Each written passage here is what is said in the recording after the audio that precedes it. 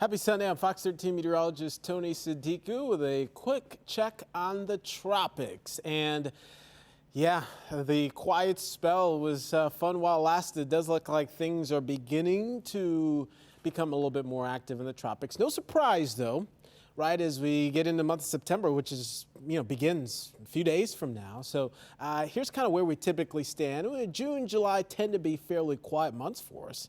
But what's been fairly unusual is how quiet the month of August has been. And you get about 27% of all the named storms that occur in the month of August. But so far, we've actually fared pretty okay. Alex, Bonnie, Colin, the only names we've seen on the list thus far this season. And Colin was the beginning of July.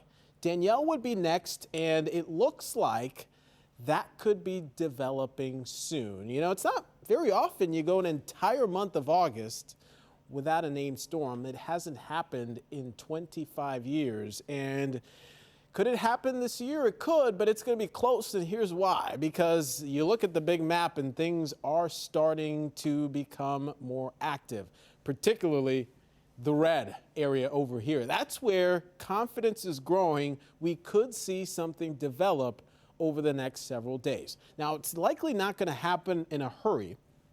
Okay, this is given a 30% chance next 2 days. Hurricane Center, basically, it's dealing with a little bit of dry air and wind shear that may kind of keep it disorganized in the short term, but eventually it's expected to overcome that and perhaps be more of an interesting feature and could become a tropical depression here over the next 5 days.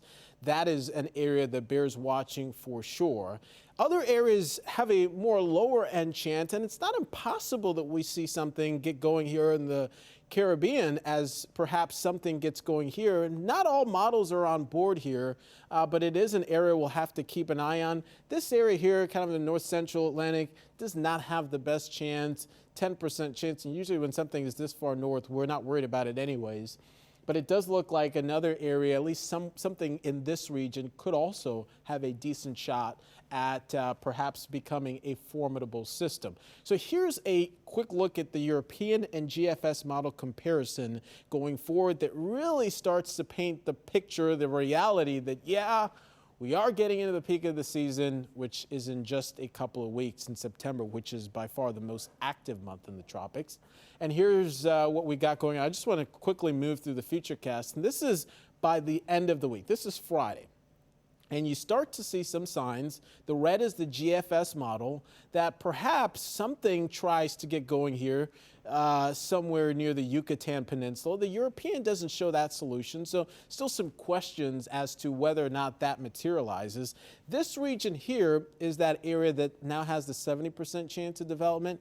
That something as it kind of approaches the Leeward Islands could organize, and both models are kind of supporting that scenario. What happens in the long range here is still a little bit up in the air. So this is one that, again, we'll have to watch closely.